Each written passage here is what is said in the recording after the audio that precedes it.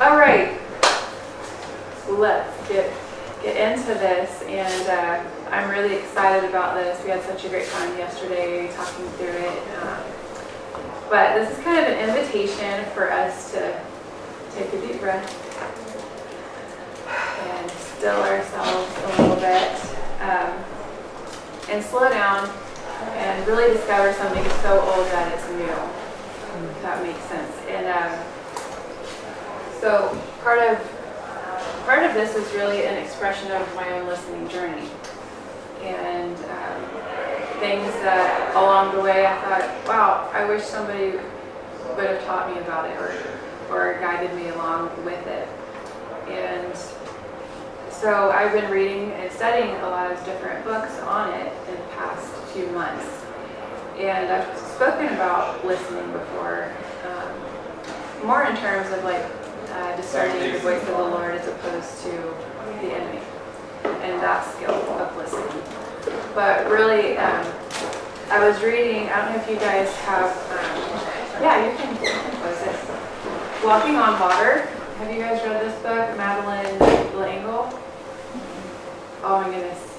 That is literally probably one of the best books I've ever read. It covered so many things, and it wasn't even about listening, but it's really the book that sparked my curiosity on this topic, the lost art of listening. Because just within the book, this is something that she shared, and so I'm going to share it with you, and it's really the inspiration for today. And so these are the words of a Hawaiian elder Christian named Alice. She said, "Before the missionaries came, my people used to sit outside their temples for a long time, meditating and preparing themselves before entering. They would virtually creep to the altar to offer their petition, and afterwards they would again sit a long time outside, this time to breathe life into their prayers. The Christians, when they came, just got up, uttered a few sentences, said amen, and were done. For that reason, my people call them heoles, which means without breath, or those who fail to breathe life into their prayers. Non-native Christians to this day are still called heoles in Hawaii." It forced me to ask myself some questions, like, why am I so hurried? Why am I so nonchalant about my time with the Lord in my prayer life? When did this become okay? Because it's not. It's kind of a shallow form of communication that I realized I had with the Lord that resulted in a shallow relationship. And insecurity flourishes and confusion abounds when the maker of all and the creator and the giver of peace sits day after day on his throne of grace, extending his hand towards us, inviting us closer, drawing us to his side. And the question is, will we go? Will we sit at his feet again? Because he has so much he wants to share with us, like so much. And things that we need to know that you need to know for the season that you're in. Things that you need to know for the days ahead. Because the truth is that we know he's never stopped speaking. But we have forgot how to listen. And so our question today is, how is our listening life? Do we make time for stillness and time to hear from the Lord and time spent in his presence? And listening truly is a discipline, and it's an art. So I call this course the lost art of listening, because art is a skill, like doing a specified thing, and it's typically one acquired through practice and patience. So there is an art to it. And truly, so these two here are my current listening journals that I brought with me. The red one is extremely important to me. They both are. I take them pretty much wherever I am. And they mean a lot to me because this is, so if you guys have been part of the mentorship, you learned about two-way journaling. And it was probably 2016 when Chrissy introduced me to the idea of the two-way journaling. And it really kind of, I don't know about you, but my brain can be everywhere. And this was a way that I could actually focus. when I had the pen in my hand and there was paper here and I was writing, my brain focused right down on that, and it really opened up such a new way for me to communicate with the Lord, and it became something that then was practiced, and there was a discipline that continued. But as you can see, this one has a lot of, I haven't taken these out because I still don't even know if I will, but so this is from 2018, this one, and we moved here in November of last year, and all of these tabs are the journey to here. At the time, we really couldn't see, and we were having this conversation, but looking back, I saw the Lord bringing us here, and this was my confirmation. And what was so intriguing about this one, first of all, I started it upside down. I don't know if that means anything, but I actually think it did, because when I got to the very last page, I was asking him if we should come. And I said, I'm scared to go, and I'm scared to stay at this point, and I don't know. And I told him, I said, I'm having a hard time listening for this because there's so much emotion involved in it too. You know how sometimes it's hard to hear when we're wrapped up in the middle of something, and I was really wanting, I have two kids, Noah and Maddie, they're teenagers, and the move had to be for our family, like my husband, my kids too. It couldn't just be about what was on my heart. And so the last little bit here, I said, Lord, forgive me for my pushiness, but I want what's best for my family and my kids. Where is the best place for us? Is it Homestead Manor, or is it here? And he said, go home. And I said, is Homestead Manor home? And he said, if you go, you'll know. And so we took a trip to come down here and visit, and we walked into the barn for service that Sunday, and they blast this big picture on the screen that says, this is home. Oh, it's just, And I knew the moment I walked in that we were home. And 2 months later, we were here. And so I'll continue to share bits and pieces of my journey, but it really has been life-changing for me.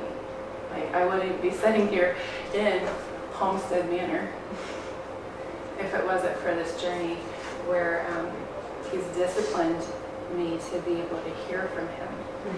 And so, totally went off my notes, so where am I at? What I wanted us to do is, I also wanted to get some historical context, because I thought, it's not, like I said at the beginning, it's something so old that it's new. Like, people have listened throughout the centuries. Listening to God is a part of who we are. It's where the scriptures come from. It's all these things. Yet I see a culture that's extremely busy and continually and always doubting and questioning if they're hearing from the Lord. So what's been lost to us? That's what I started asking. So we'll quickly go through a little bit of historical context, because it's not the point. The point today is very simple. Your listening life is an imperative part of your relationship with the Lord. It's really simple. That is the only thing I'm trying to convey today. But I want to give you a little bit of historical context, because when we go all the way back to Adam, we see a Lord God creator who wanted to walk in a garden with his creation, with man, and it was such a beautiful thing, like a precedent that he set it, a model to show that what he wanted was a very intimate and intentional relationship with us, one where he would walk with us, like that close. And then even moving forward with David, we as songwriters get a lot of inspiration from David and his Psalms, and when we read them, I mean, even in the chorus we see, Chrissy gives examples of the two-way journaling where he's actually writing out this conversation he has with the Lord, and I see him bearing his heart to the Lord, but I also see the Lord bearing his heart back to David. And it's such a beautiful, beautiful thing that happens there. And David speaks often about meditating on the Word day and night, the meditation of what that is to be still before the Lord and just to be like in his presence. And then I went forward even further to Jesus and was like, how did Jesus model this for us? And so I'm going to give you 6 ways that he did that. And so in Luke 4, 1 through 2 and 14 through 15, he went away to be still before preparing for a major task. And this was his 40 days in the desert, right? There was ministry about to happen, and he spent a lot of time in this place of solitude preparing for it. Secondly, in Mark 6, 30 through 32, he went away to recharge after hard work. So he had sent the disciples out to do ministry, and when they returned, he even encouraged them to separate from the people and go rest. So he was also teaching them, it's important for you to have time, quiet, stillness, recharging, resting in the presence of the Lord. Thirdly, to work through grief. In Matthew 14, 1 through 13, when he heard about John the Baptist, his cousin, being beheaded, he went away by himself for a while. The fourth time was in Luke 6, 12 through 13. It was before making a very important decision. So, I did not know this at all, but early in his ministry, he spent a whole night alone in prayer. The next day, he chose the 12 disciples. So it was a very, before making an important decision. The fifth time, in a time of distress. So this was in Luke 22, 39 through 44. This is the Garden of Gethsemane. You know, he was in emotional agony in this place, but he went a little bit further past his disciples to be alone with the Lord. And then sixthly, to focus on prayer, which is in Luke 5:16. Many times Jesus went and during his ministry years spent time alone in prayer. And one thing I found interesting too was, and not at all to say that a prayer closet isn't important, but almost every one of these times he went alone to be in prayer outside in creation. And I thought that was something I wanted to take note of as well and think about why would he do that. The Greek word that he uses a lot of times, Jesus does, for solitude is synonymous with desert and synonymous with a lonely place. I thought it was interesting because we often think of deserts as terrible things we wouldn't want to be a part of, but like there in Mark 6:31, so that was back up where he was recharging after hard work. He uses the word for, it's the same word for desert when he says, "Come with me by yourselves to a quiet place and get some rest." The same word there. So it's not referencing this desert dryness or an uninhabitable waste, but it's a picture of solitude, of stillness, and a heart alone with God. And when I read that about the desert, it completely brought me forward into the 4th century, where we have the desert fathers and mothers. I would encourage you to look them up. It's a very interesting piece of history. I'll give you just a tiny bit of it. But there was a lot of persecution of Christians before that time. And in the 4th century, you had the Emperor Constantine come into power, and he was the one that shifted everything and said, now Christianity basically became the state religion.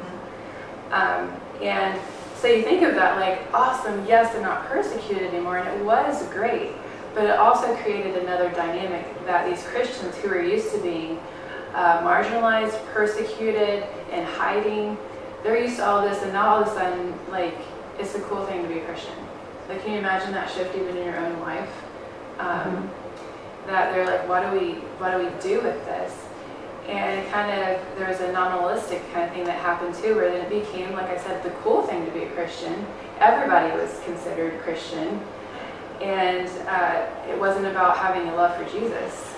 It was just a social status. And it did it probably does you guys too, but you do think about, especially, I've kind of learned a little bit down here in the South, almost everybody goes to church. Right. You know, there are things we can see even in our day with this. And they went out to the desert to really figure this out. Like, their whole life had been like flipped. And they went out to seek the Lord in a new way, because how were they to be separate or to be different than society? And they couldn't figure out. Now, it's not to say one way is right or the other, those who stayed or those who went, because the Lord leads people in both places. But I'm just explaining why they went out. And it started with, a few like hermits who went out to be alone and they were seeking the Lord. It's a place where they could rely on Him solely and removed from distraction. Well, then communities started to develop. And it actually got to the place where they set up like tourism where you could go out and view and see the people living out there. And it's just funny to think about. But people also went out to seek for like guidance and met with them out there too. So these desert fathers and mothers, they retreated to the outskirts of the cities and into the deserts of Egypt, Syria, and Palestine to think through the meaning of this huge shift and change and find different ways of being Christian in the world that they were now presented to be in. And one example of perhaps what they would call stillness, it's a word called hesychasm, and you spell it Hesychasm. And it originates with these desert fathers and mothers, and it was central to their practice of prayer. It was this internal silence and this continual prayer, like throughout the day. But I think it's St. Joseph, he was one of these desert fathers and mothers. He explains it really well, so I'm going to read what he says about it. The aim was hesychasm, which they call quiet. It was a calm through the whole man that's like the still pool of water, capable of reflecting the sun. To be in true relationship with God, standing before Him in every situation. This was kind of their aim and their goal, was to be at a place. I don't know if you guys, I used to have a lake that I walked out to in Ohio, and I lived there, and that was my quiet place. And on mornings when it was just still and was like a mirror, like glass, it was just beautiful, and there was something so calming about the stillness of the water. And to think about that internally, right? To the goal and aim to be at a place of stillness so that we're able to reflect the sun and reflect who He is, because we have this internal peace of God, this peace of God that comes throughout us. And so that's part of a little bit about who they were, the desert fathers and mothers. And please look them up. There's so much to literature and things about them. There's more about the fathers and mothers, but there's definitely some stuff.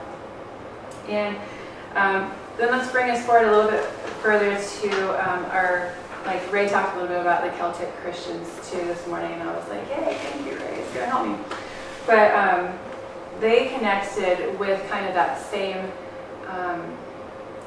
the same aim there of this stillness, and then they also, the desert fathers sought the desert. The Celtic Christians were very connected with nature and creation. And they were able to see that listening to God and joining the song of creation was part of what their aim was.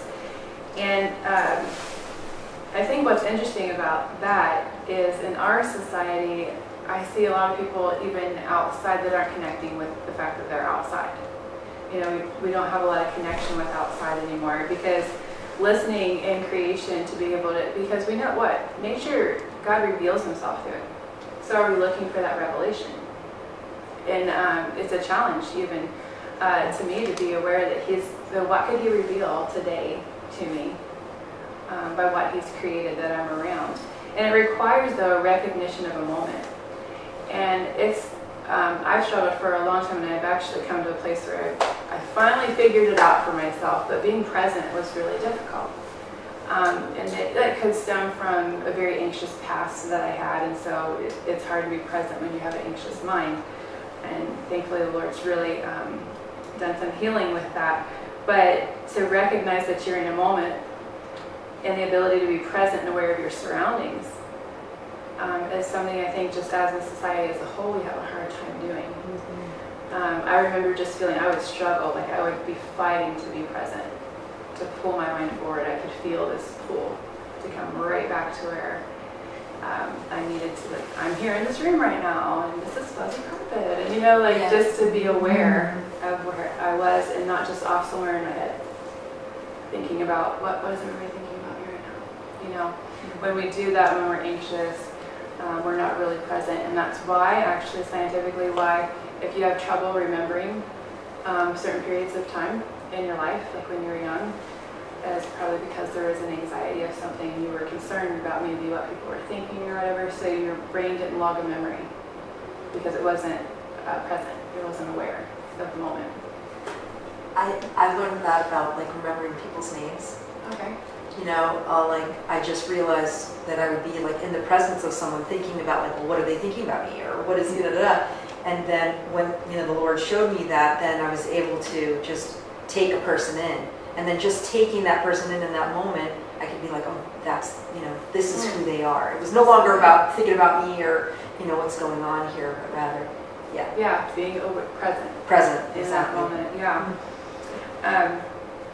So the question kind of here in this section is, when's the last time we were really aware of creation and the life that is around us? I've been trying to teach my kids more about that too. And so, what do we do for weather? A lot of times we're like on our phone looking for the weather every day. And yet, our ancestors didn't have this and they were aware of the weather, And so it was like a couple weeks ago, we were up on the hill back here at Preservation, and we just last minute, me and my husband decided to go walk up there. So we didn't look at the weather, nothing, we just went, wanted to beat sunset. So we get up there, and I was laying on this blanket and looking at the trees, and the tops of them started to blow. And I was like, Bob, is it gonna rain? And the air like changed smell. Rain has a smell. And it wasn't quite the rain smell yet, but something shifted in the smell. And he's like, no, it's not gonna rain. And I was like, are you sure? And so he pulled his phone up and looked it up, and he's like, oh, I think a storm's about to hit. And it's because we were like facing this direction. Well, then we turned around, and I was like, oh yeah, those clouds are probably. So there was another couple up there. So I went over and was like, hey, just smile, like, that's probably gonna rain soon. And I think they just thought it was like some crazy person, because they were like, yeah, and they stayed. And we like got down that hill as quick as we could and beat the rain, but the rain came. And so I try and teach my kids to pay attention, like, do you see this? Or, when it's going to be a bad storm, the sky looks like this, or, because we've lost even that ability to be aware of weather and changes in it, because we don't need to, right? Like, here's what tells me. So it's so much more than that. That was such a rabbit trail that I didn't have time for. But what I want to share, though, about creation is in Psalm 19, 1 through 4. The Lord tells us, and the psalmist is telling us here, that the heavens speak. They actually have voice to share with us. And so it says, the heavens are telling the glory of God, and the firmament proclaim his handiwork. Day to day pours forth speech, and night to night declares knowledge. There is no speech, nor are there words. Their voice is not heard, yet their voice goes out throughout all the earth, and the words to the ends of the world. And so they are speaking, like they are speaking this creation that the Lord has made. And I feel like if we can connect with that and be really aware of where we're at and be present, we can be more aware of what he wants to reveal to us through creation. Even my orchid plants. So I have a little like Instagram page that I just do for fun about my plants, my indoor plants, because I just love them. And my orchid, I had never had an orchid before. I didn't know how to care for it. I instinctively like cut the big, I don't even know what it's called, but when it died, I like cut some of the parts off and just was like, I just like the bottom and keep it green. I like green. And 4 weeks later, another shoot started to grow out, and it is amazing how it looks. It's like coming out, it's got 12 flowers on the end of it, and it's like leaning over so heavy that the pot started to lift on the side of it. And it's sitting close to where I do my sink for dishes. And so I was at the sink, and the Lord, that morning I was looking at it, just admiring it, like, man, it's really beautiful. And he said, this is the weight of glory. And I was like, wow, like just, there's so many illustrations he can show us through creation, and it's taught me many other things too. Just that one orchid plant in the morning. But the Celtic spirituality is a lot about creation and being able to hear the Lord in what we're surrounded with, but it's also about listening to the heartbeat of God. This is a great read. It's by Philip Newell. It's J. Philip Newell. and that's Newell. It's like a 2-day read. It's really a quick read. But it does a lot with church history too, but it's explaining that their ideas towards listening and their expression and their relationship with the Lord, they wanted one like John, the disciple John, who when he was sitting beside Jesus, he literally laid his head on Jesus' chest. And, it doesn't say this in scripture, but they were like, he could hear his heartbeat. And to think that we could be so close to the Father and have such an intimate relationship with him that we could hear his heartbeat, that we could know what his heart beats for, that then can be what our heart beats for, like that our heart would come into rhythm with his heart. And that was the importance that they had with it. And oh my goodness, time is ticking away, you guys. Woo! Let's see. So I wanted to read this section to you in this book, another example. So they believed, and still do, like you can still experience this when you're across the pond, but that the song was sung, that there's a song of creation, and it's a song that continues to be sung by the waves of the sea and the breath of the wind, even while we sleep at night or are distracted from our awareness of God. So a common practice on the Western Isles is that they would, especially among the old, they would intone their prayers so that they would sound like the shore and the waves that they heard, so that their voice would join the voicing of the waves, or that their praise, the praises of the ceaseless seas. Or if they heard, so there's a prayer in here even that a lady sent in that her mom taught her, and she would sing, like whatever the birds were singing that morning, they would intone their voice with the birds, and they would sing with them, enjoying creation. And I guess I'll share that. I'm trying to listen too. This is not in my notes. But, so Sunday, I normally stand by the windows because I like my space for worship.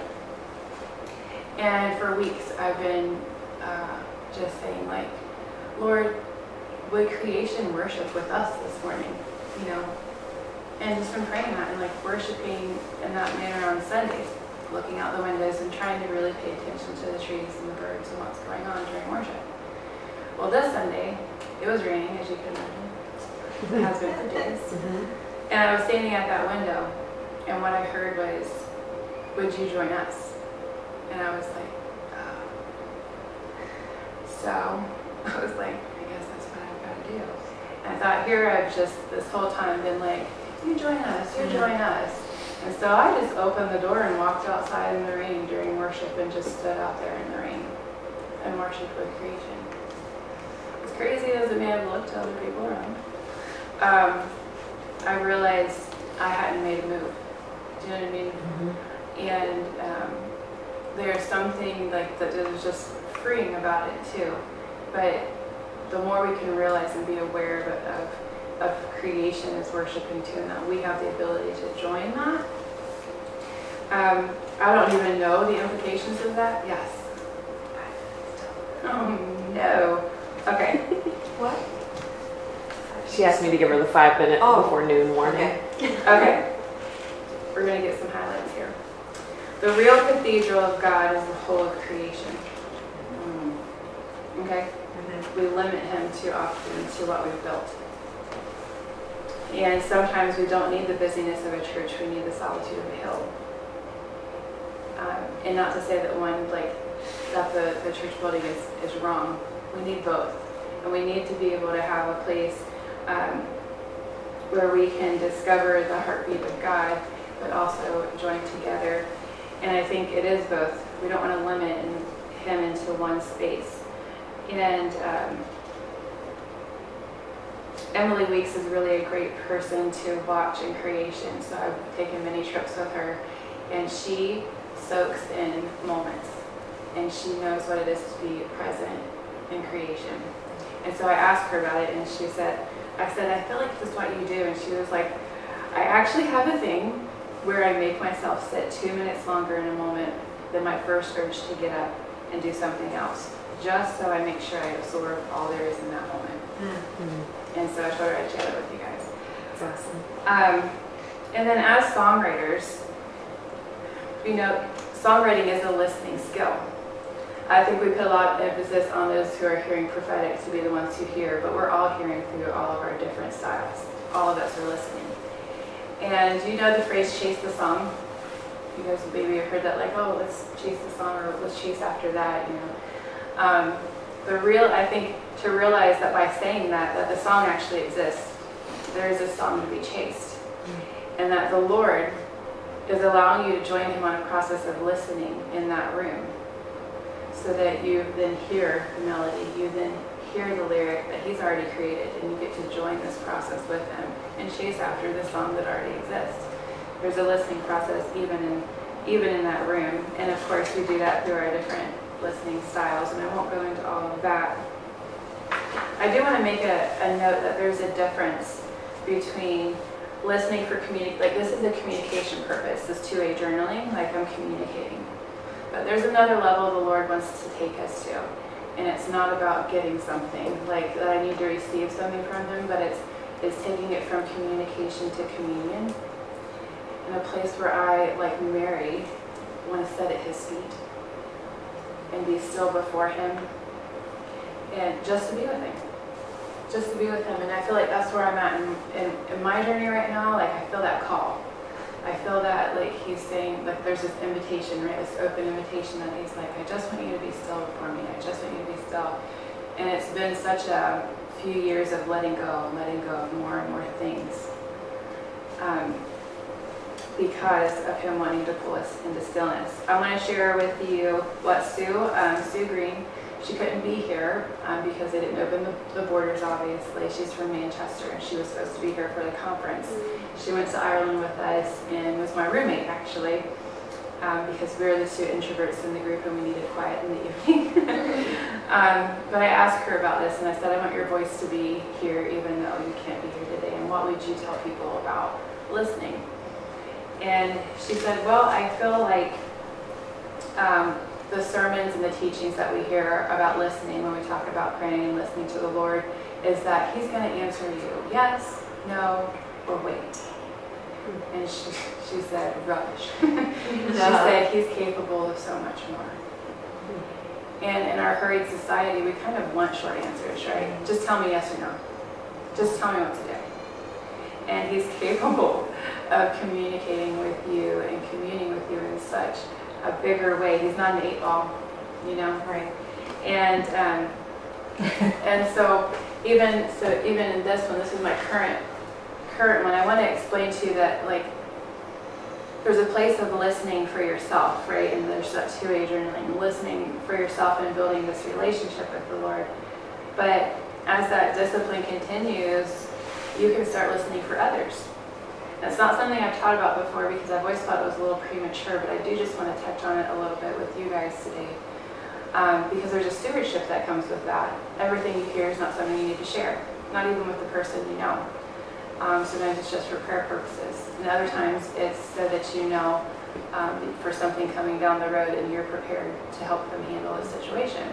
So I've had a couple instances of that where I knew beforehand something was going to happen or I knew what was going on, but I held that information until the Lord revealed it was time.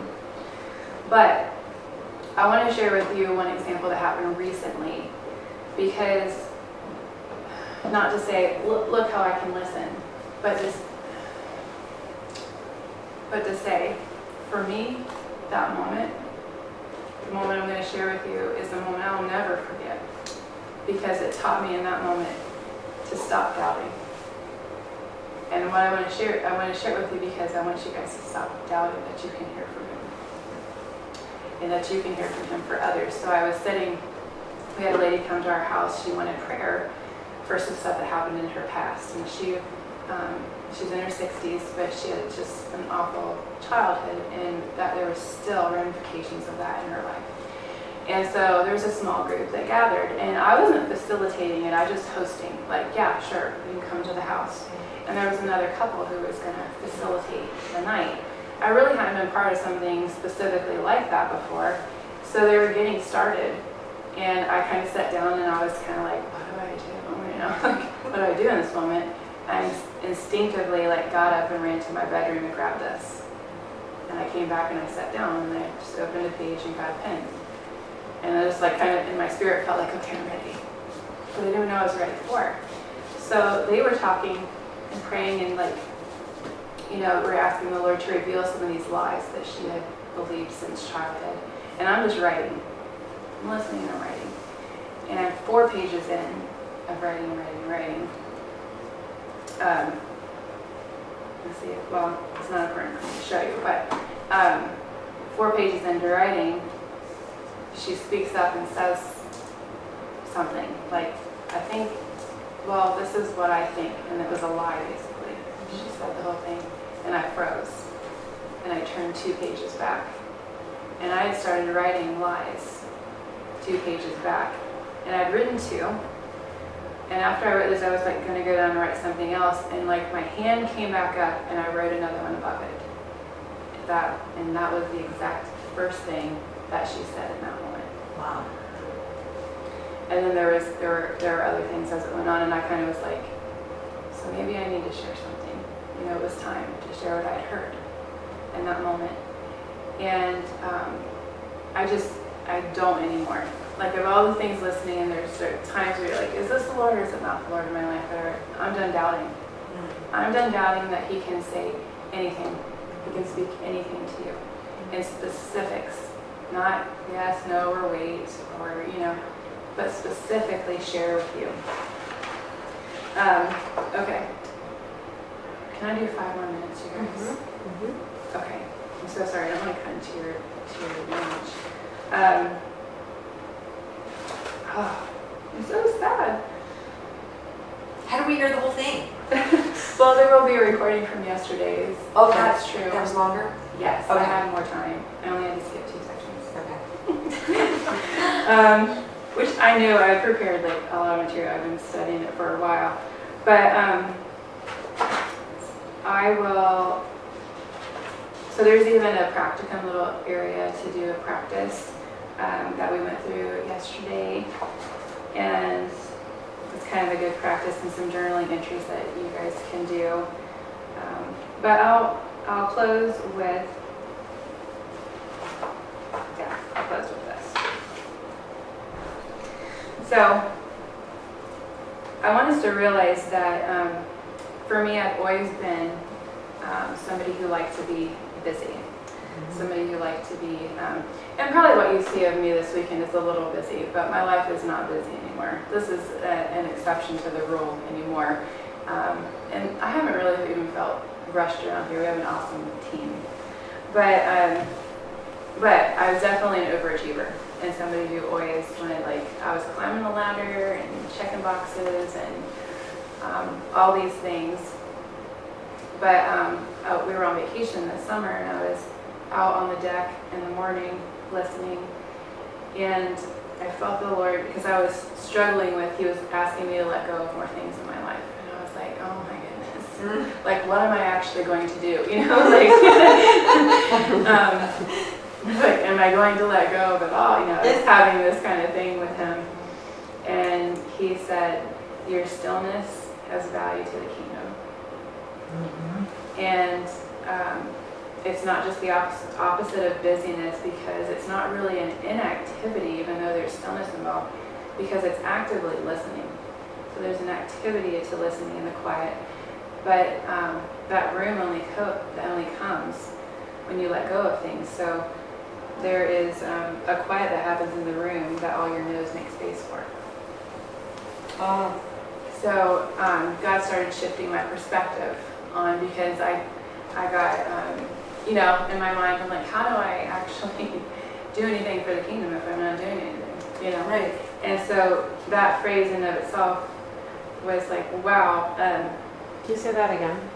Your call or stillness, your stillness has value to the kingdom, that part. Yeah, and then after that you said? Your nose make room. Yeah, that part. Yes, it's actively listening in the quiet in the room that all of your no's make space for. But yeah, I mean, I saw free time as time I should be accomplishing something, but I wasn't. And even I only rested when I was physically, emotionally, mentally exhausted, because that's when I felt like I deserved it, because otherwise I really hadn't earned it. And even when I did take it, it would felt guilty for it. And somehow I fooled myself into thinking I only accomplished my purpose through the sweat of my brow. And I've acted like the only kind of preparation needed for life's challenges was when the sword was in my hand instead of resting at my side. So rarely resting my mind and body and emotions meant really being still before the Lord. And that was the problem. So Isaiah 30:15 is a kind of a challenging verse that I've kept in front of me. And it says, "The Lord Yahweh, the Holy One of Israel, says, 'Come back to me. By returning and resting in me, you will be saved. In quietness and trust, you will be made strong.' But you refused." And that part just really has stuck with me. Like, we can refuse His rest. We can refuse to listen to Him. We can prioritize every other single thing in our life and say, at the bottom of the list, I'm going to find time to be still before the Lord, which you'll never get to. You just never get to it. If we're never still, never removed from the distractions of everyday life, we never take time to be inspired, never time to be challenged. We never reflect or wonder either, because the wandering mind is actually a powerful thing when it's focused on the Lord. Did you say wandering or wondering? Wandering. Okay. Yeah. That mind that can be everywhere, because we're people who like to ask the why nots and the how comes. We're the dreamers. We're the ones who think outside the boxes, and that kind of stillness is the place where all of those why nots and how comes turn into revelations about the heart and nature of God. You get to discover, to know something new about Him, and you might not be the only one who can perceive it, but you might be the one who perceives it first, or you might be the one who's willing to share it with other people. And our world is nonstop, ever moving, never resting. And I guarantee you, they're not listening for the voice of the Lord. And it really breaks my heart, because we need to be listening. There's a call to it, to be listening for the Lord. And He has so many things He wants to share. And He's just waiting for people who are willing to make space for that, to find a place of stillness where they can actually hear Him. And when I was finishing this and writing, I just felt the heaviness of that the season that we're in, this world that we're in, man, they need to hear from the Lord. They need to. And I need to hear from the Lord. And you're all going to hear something different. And I feel like sometimes I'm like, man, what else does He want to say that you're not telling me, that you're not telling me? Because there's going to be a fuller expression, a fuller revelation of who He is if we're sharing it. But the only way we can share is if we've made time to even hear. And I want to know what He has to say. We need Him in this world right now. We're going to need Him in the next season. Yeah. And so I'm learning, and I hope we all are learning, this deeper and deeper sense of where our strength and our purpose comes from. And it isn't in striving or trying. And Elijah says it really good when he says it isn't in the wind or in the earthquake or in the fire, but it's in the whisper, the still small voice, a voice that we'll only hear when we enter His rest. So your time being still, your time resting with the Lord is invaluable to the kingdom. He has a lot to share, and so we need to slow down long enough to spend time with Him. My final prayer then for us today is, Lord, I've come to listen, to hear only from You, to gaze upon Your beauty, to revel in Your truth. What is the song you're singing? The birds seem to know this one. Would You take the time to teach me, for I would love to sing along. The song is one that you've always known. I placed it in your heart. It's familiar to your souls. It's been there from the start. Just take a breath and look around. Let your wonder go. The melody is still alive. Your heart beats every note. Thank you guys so much, and I'm sorry it was rushed today. But It's okay. yeah, let's take another deep breath. Stay 2 more minutes. Yeah, settle for just a moment, and yeah, find time even today. Find time even today to listen. And I can't wait to hear what he's sharing. So thank you guys. Thanks very much.